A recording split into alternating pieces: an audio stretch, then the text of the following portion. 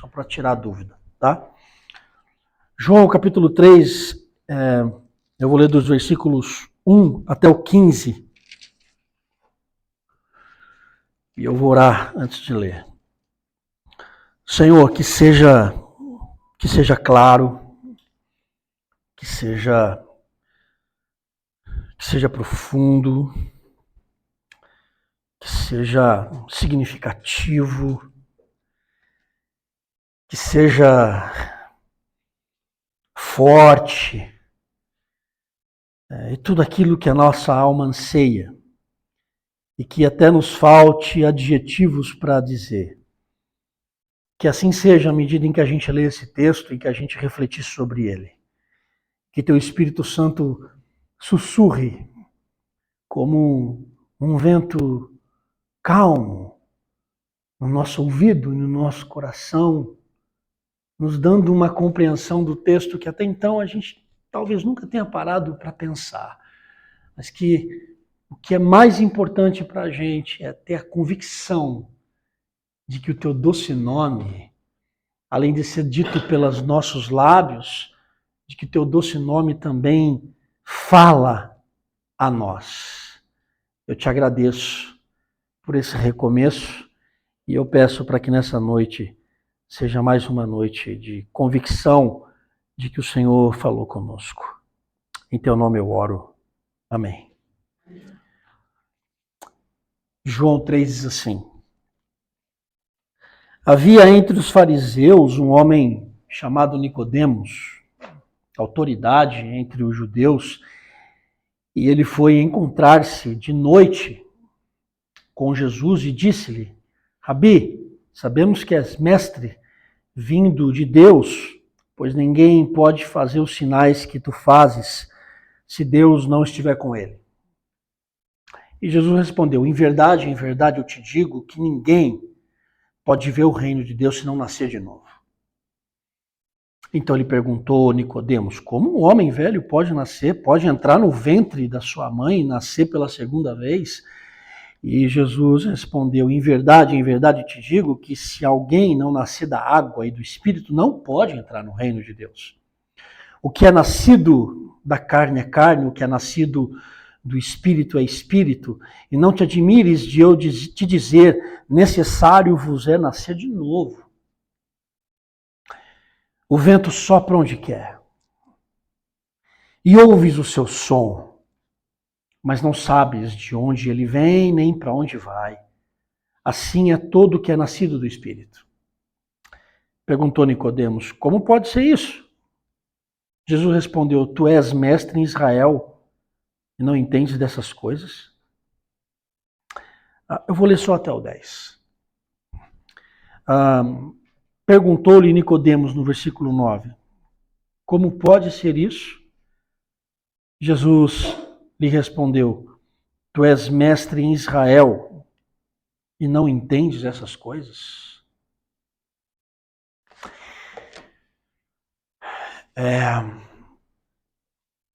Viver é bom. Viver é bom.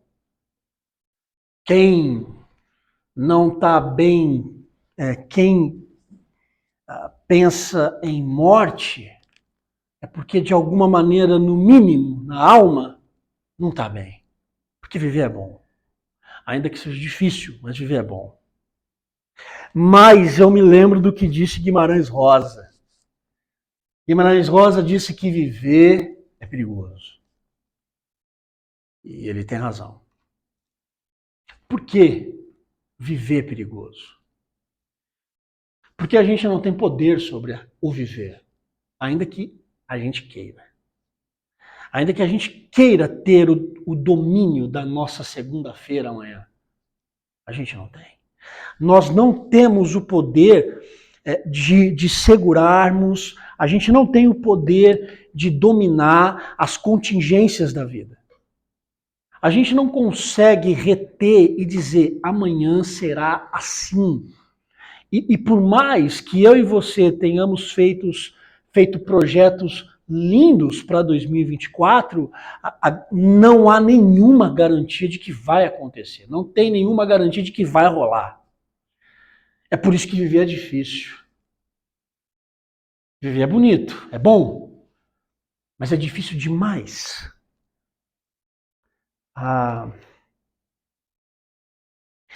E torna-se ainda mais difícil quando a gente faz uma pergunta para a vida.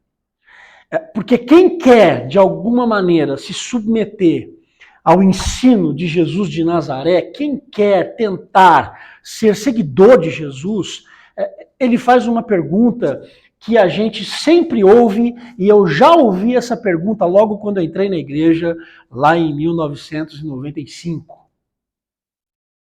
A pergunta, ou melhor, a frase é a seguinte: a gente tem que descobrir o centro da vontade de Deus para a nossa vida. Eu não sei se você já foi abordado com essa fala, eu não sei se você já orou por isso, eu não sei se você já pensou sobre isso, mas geralmente a gente ouve esse tipo de coisa. Qual é o centro da vontade de Deus? E aí quando a gente tem decisões para tomar, o Guimarães Rosa tem mais razão ainda.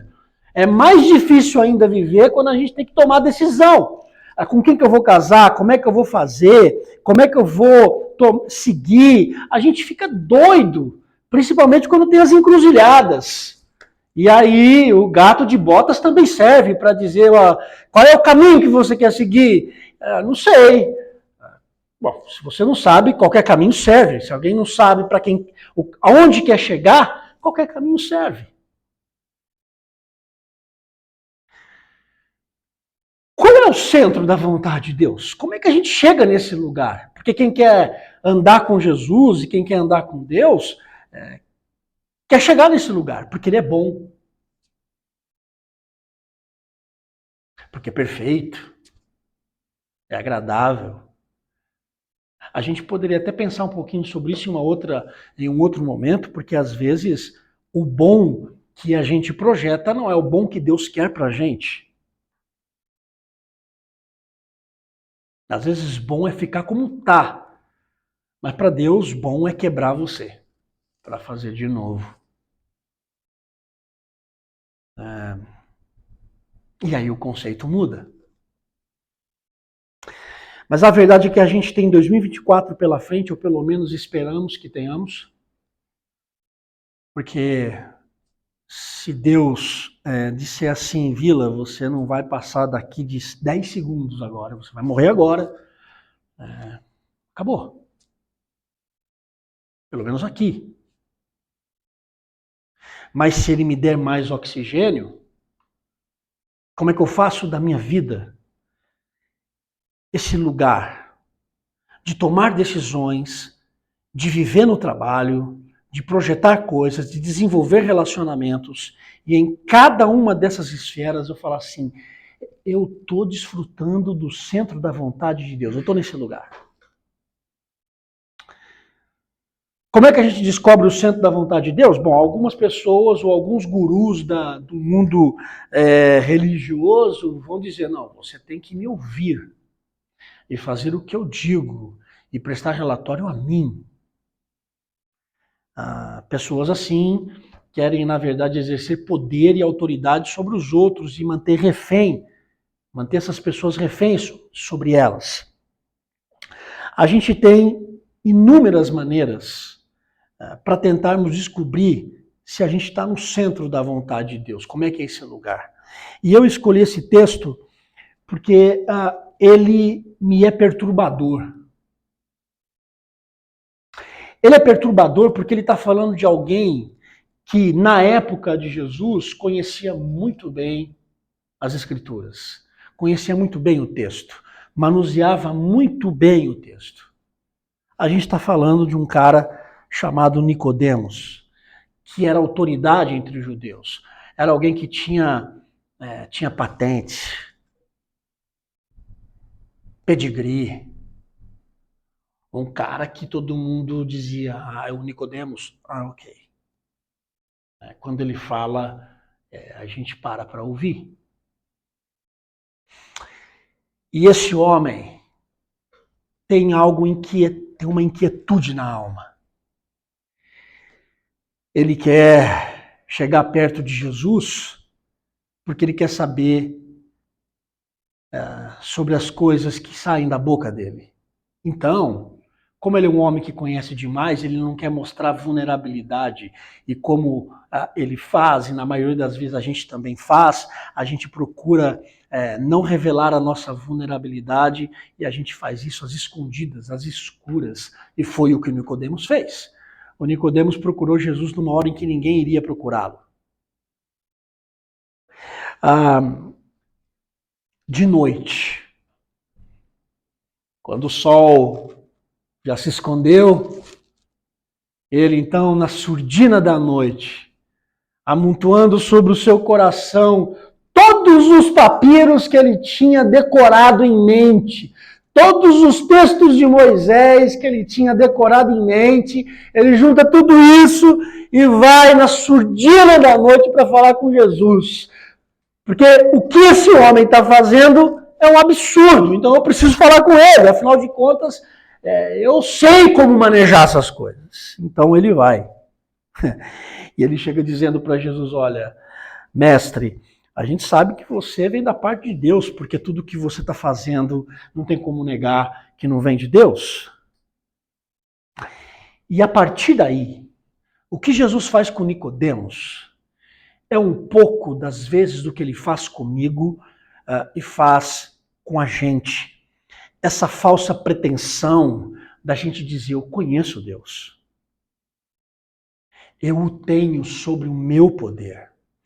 Eu tenho sobre os meus conhecimentos. Eu tenho a minha caixa teológica.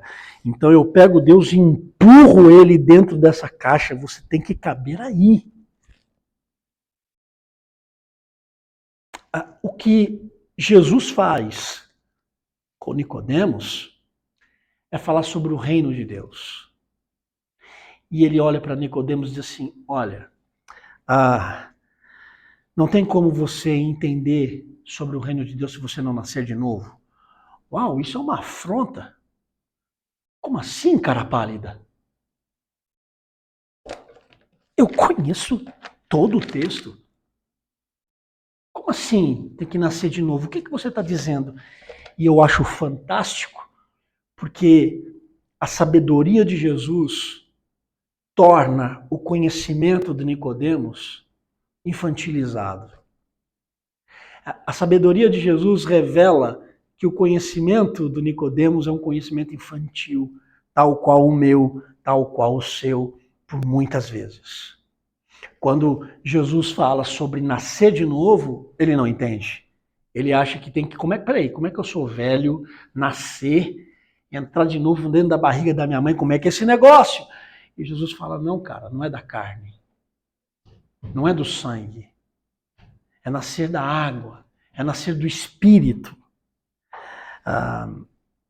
E aí então, Jesus solta uma frase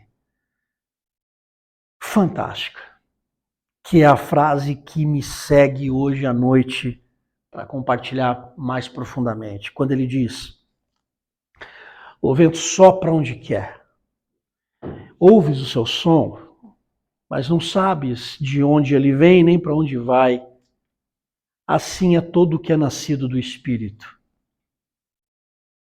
E o Nicodemos disse, mas espera aí, como é que isso pode ser assim?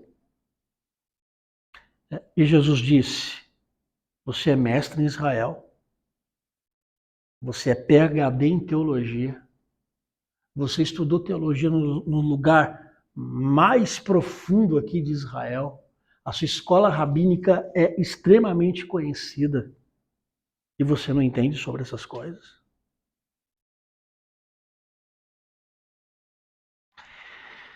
O vento sopra onde quer.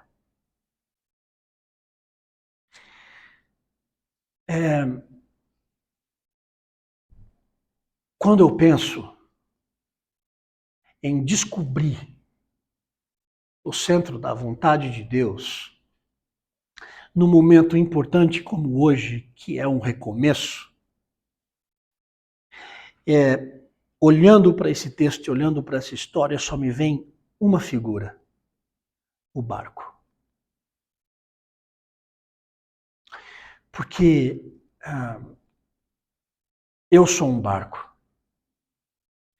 E na minha vida, e na sua vida, você vai ter que levantar as velas.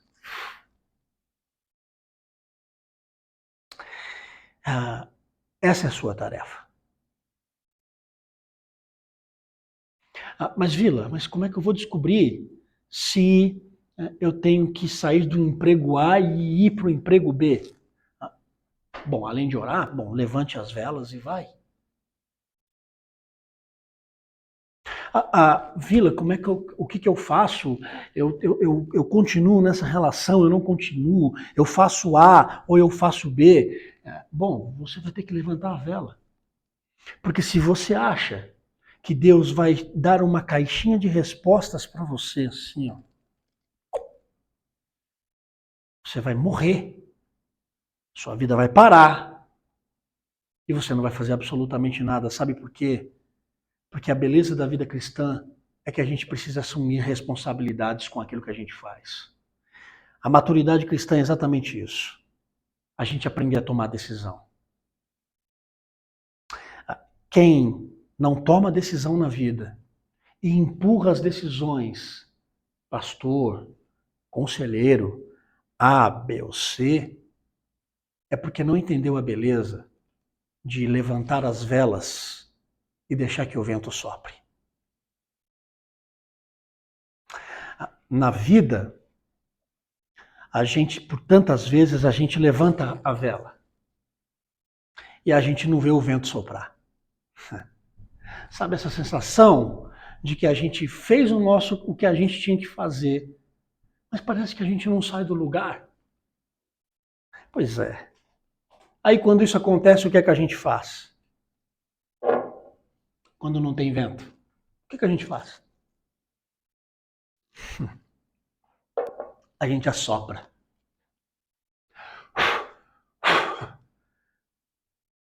Não foi isso o que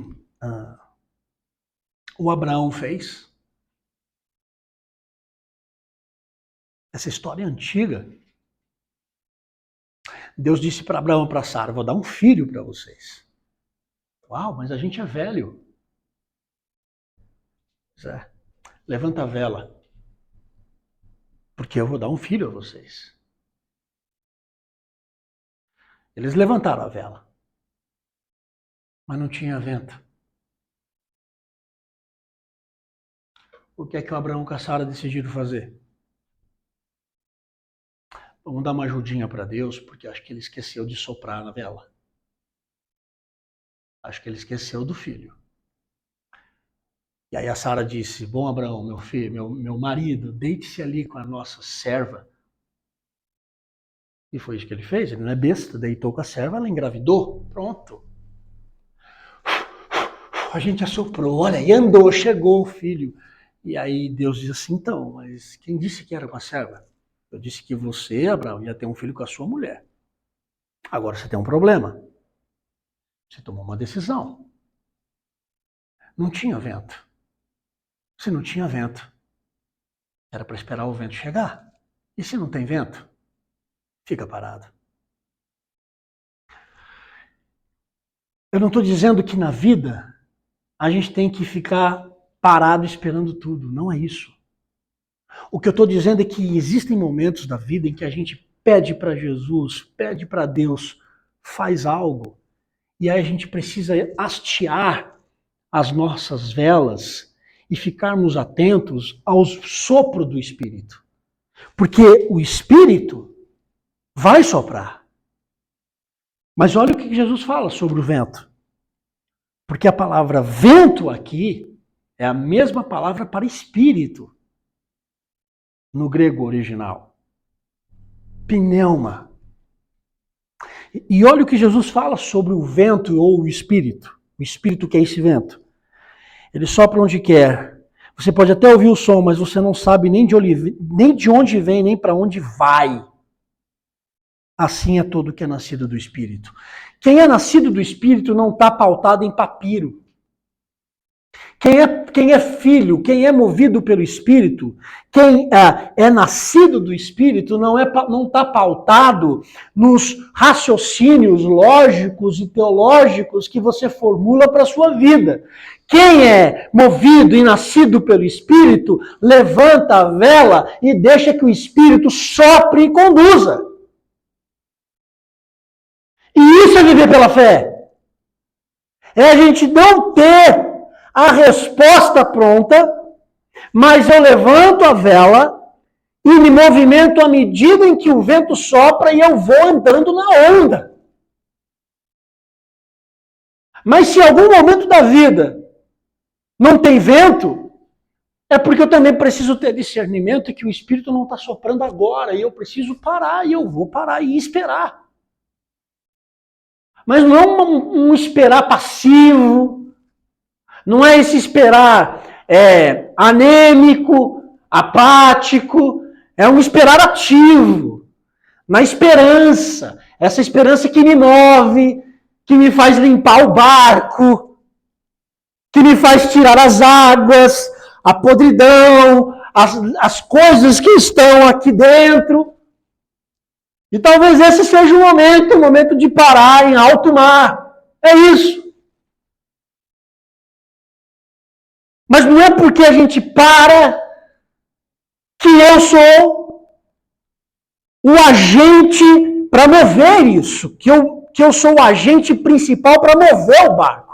Sabe por que a gente cansa na vida? Sabe por que a gente não descobre a vontade de Deus muitas vezes na nossa vida? É porque o vento não está soprando para a gente andar e nós assumimos o lugar do Espírito.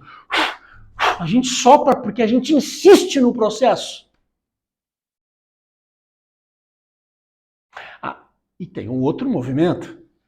Quando a gente descobre que a gente cansa de tanto soprar e a gente aprende a lição, então a gente levanta a vela e a gente espera o Espírito. E quando a gente começa a perceber que o Espírito sopra para uma direção, vai. Vila, mas será que isso é Espírito ou será que sou eu? É fácil de descobrir. O que é do Espírito vai te soprar com força, com leveza, com pacificação na alma. Quando é você, é forçado, cansa, exaustão, depressão, burnout e tudo isso que a gente ouve nos dias de hoje.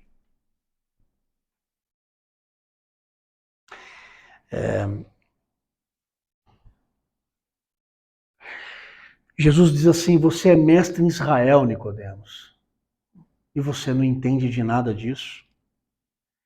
É porque é difícil para um mestre da lei que conhece demais sobre o texto bíblico assumir que, na verdade, quem tem o controle da vida é o vento que sopra onde quer e não o conhecimento dele. E às vezes eu fico olhando para a minha história e eu fico dizendo assim: meu Deus, quantas vezes eu achei que eu poderia assumir o papel do Espírito Santo na minha vida, soprando esse barquinho pesado que sou eu. E quando Jesus realmente sopra para onde quer, eu fico confuso e não entendo. Porque eu estou soprando para um lugar, teimosamente, e o Espírito me empurra para outro. E quando o Espírito me empurra para outro lugar, eu fico na insegurança, eu tento soprar contra o Espírito para chegar aonde eu quero. Eu me lembrei aqui agora de um provérbio que tem que complementa um pouco dessa ideia do que eu estou falando aqui. Quando ele diz aqui em Provérbios capítulo 3, minha folha grudou aqui.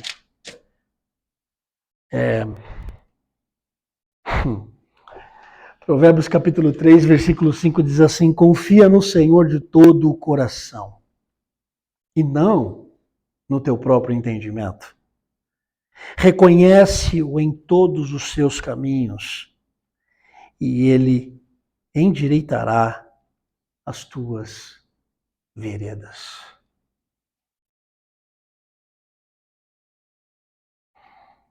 Reconhece-o em todos os seus caminhos. Isso significa reconhecê-lo, inclusive, quando o vento não quer me empurrar.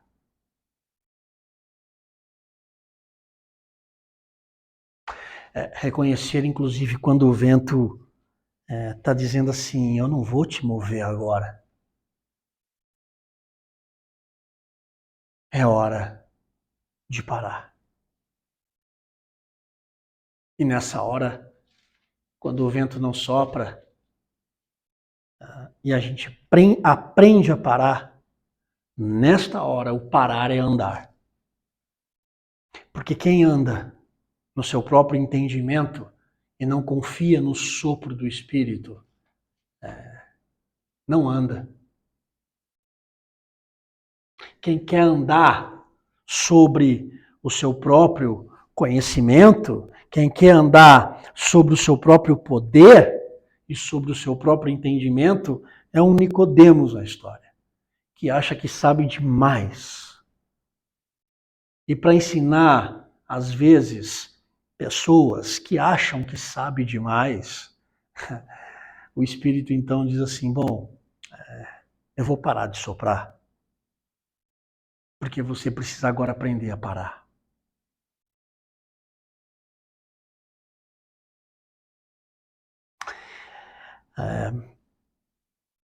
Eu quero em 2024 levantar as velas do meu coração. E eu quero muito que você também faça isso. Levantar as velas. Só que entenda uma coisa. Levantar a vela é a sua tarefa. O Espírito Santo ele vai soprar. Mas se você não tiver com a vela levantada, o seu barco não vai andar. E levantar a vela é uma ação obediente, de fé, que você diz a si mesmo, eu sei que o Espírito vai soprar. Ainda que ele não esteja soprando agora, eu sei que ele vai soprar. E porque eu sei, eu levantarei as velas. Eu espero muito que em 2024 você cumpra o que você precisa fazer. Eu levanto a vela. E que você tenha a coragem de deixar que o Espírito faça o que ele faz. Ele sopra. Você não sabe de onde vem, você não sabe para onde ele vai. Ele sopra. Porque quem levanta a vela e permite que o Espírito sopre, esse evidencia que nasceu do Espírito. Quem nasce do Espírito aprende a viver na direção que o vento conduz. Quem não nasceu do Espírito, mas nasceu da carne, insiste em fazer do seu barco uma produção de movimento no próprio sopro e no próprio esforço. E eu não quero soprar a minha vela. Eu não quero soprar as velas do meu coração. Eu me reduzo a ser o barco. E eu vou arrumar o meu barco. E eu vou levantar as velas. E eu vou esperar que o vento, suave ou poderoso, conduza a minha existência e a sua existência a profundos mares, a lugares em que a gente nunca viu. E eu quero me recusar a ser como Nicodemos, aquele que diz, eu não estou entendendo nada disso, Não, eu quero entender. Porque para eu entender isso, eu preciso ser simples.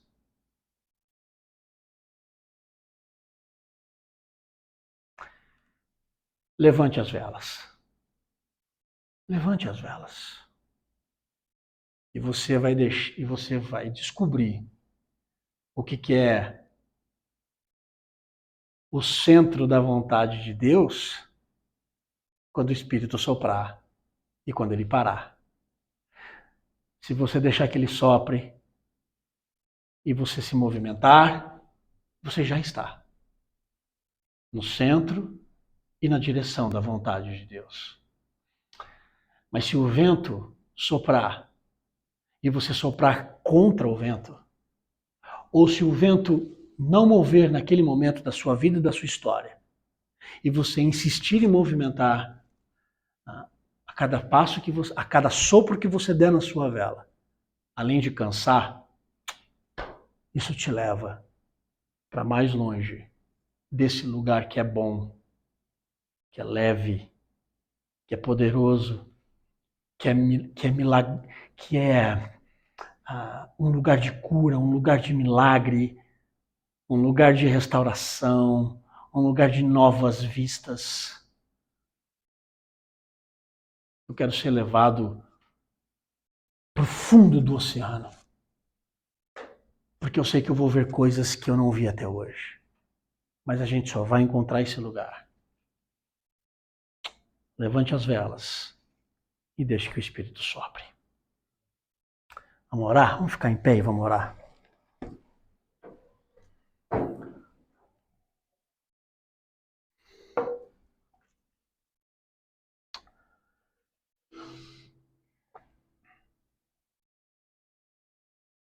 Pai, ensina a gente a fazer o que nos cabe, que é levantar a vela. A gente não quer ter essa pretensão do Nicodemos no texto bíblico, de achar que sabemos demais das coisas. E que quando o Senhor nos aborda, a gente percebe que, na verdade, nós somos um bando de infantis diante da tua soberania e diante do teu conhecimento. A gente não alcança, é muito alto. O que cabe a nós é saber que o vento é teu. Que, aliás, o Senhor é o vento. E que o Senhor vai soprar. E que a gente não tem poder sobre o vento. Eu só peço que, em nome de Jesus, nós tenhamos a coragem de levantar as velas do nosso coração. Porque o Senhor vai nos levar para lugares maravilhosos. A gente pode até enfrentar tempestades na vida. Mas se o Senhor soprar, amém. Faça da nossa vida esse lugar onde a gente se curva, onde a gente obedece à movimentação do sopro do teu Espírito. Faz isso em nós, Senhor. Em nome de Jesus.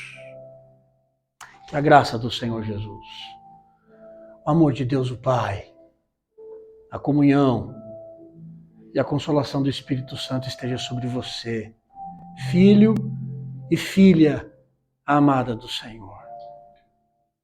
E que Ele, o vento, que é o Espírito, sopre nas velas do seu coração e te leve para onde Ele quer, hoje e sempre. Amém, amém e amém. Deus abençoe muito a sua vida em nome de Jesus. E eu espero você domingo que vem, novamente aqui na Encontro. Um abraço, gente. Uma boa semana.